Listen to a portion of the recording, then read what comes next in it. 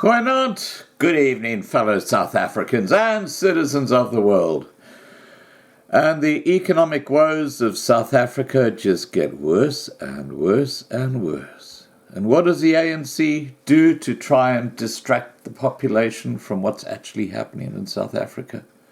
They try and scapegoat Steve Hofmeyr. You know, that's like a little kid in a kindergarten. That whole thing is just ridiculous, as per my last video. Now, what is actually going on in South Africa is very, very dangerous, because Eskom, as we know, if it goes bankrupt and the lights are turned off, the entire economy of South Africa is screwed, because how can you do business if you don't have power? And according to this report, which I'm going to read to you, South Africa cannot afford to fix the problems with Eskom. It can't afford to. So it's got to look for another option. And the only other option I can think of that's hovering in the wings is a little yellow country called China. Maybe that's how they're going to save Eskom. Or, alternatively, and this is another very possible and probable option, is they'll start looting the pension funds and just force financial advisors to throw their money into Eskom, knowing that it'll just disappear. It's absolutely crazy. Anyway, let me tell you what they're saying. South Africa simply has to rescue the nation's distressed power utility, Eskom, even though it cannot afford to. Eskom supplies 95% of the nation's electricity. If it went bankrupt, the entire economy would be dragged down as well.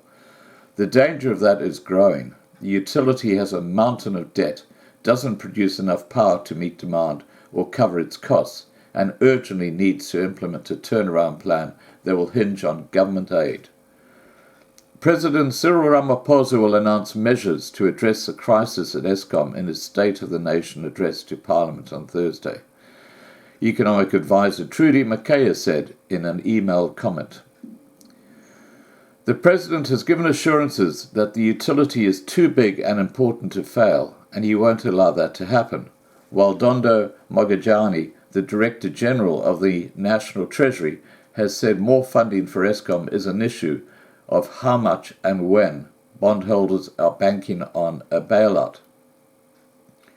We have no option but to rescue Eskom, said Johan Els, chief economist at Old Mutual Investment Group in Cape Town. No one has the answer on how this should be done. The budget deficit is set to grow to more than 5%, and the taxpayer is pretty much maxed out. Not only that, but the economy contracted 3.2% in the first quarter, largely because of rolling blackouts implemented by Eskom to prevent a collapse of the national grid. Tax revenue will be reduced as a result, making it more difficult for the Treasury to stick to its budget deficit targets. That in turn raises a risk that South Africa will lose its last investment-grade credit rating, which could trigger a massive outflow of funds. Once rated one of the world's best power utility, Eskom failed to secure government's approval to invest in enough generating capacity as demand for power surged through the 2000s. The company's financial situation became increasingly precarious as it hired too many workers, repeatedly failed to win price increases from the energy regulator, and cut back on maintaining aging plants. Official inquiries have shown it was looted of billions of rands and subjected to constant management upheaval during former President Jacob Zuma's rule. And we know that a Gupta company has just been ordered to repay 600 million rand back to Eskom for fraudulent dealings. Now, good luck with that. These Guptas are pretty smart. Once it's gone, it's gone. It's not coming back.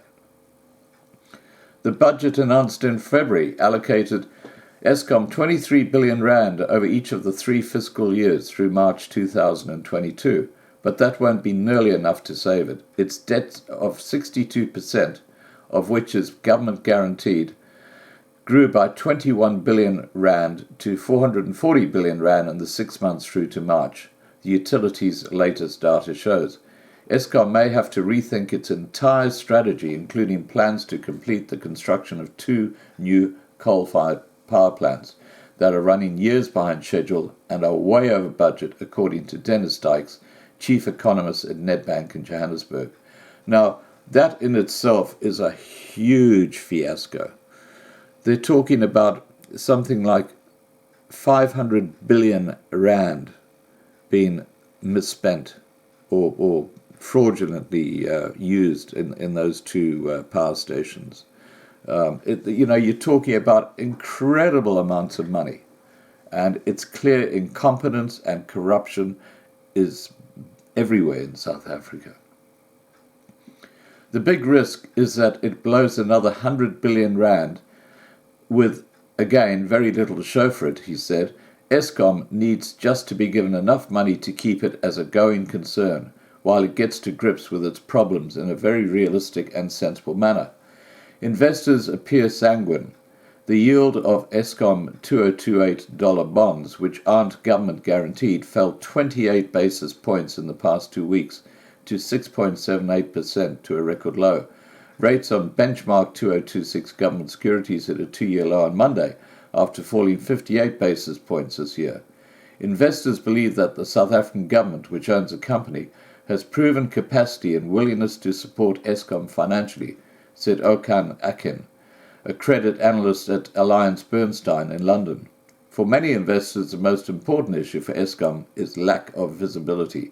Eskom's problems are well known and widely publicized, but the details about the solution are somewhat hard to come by.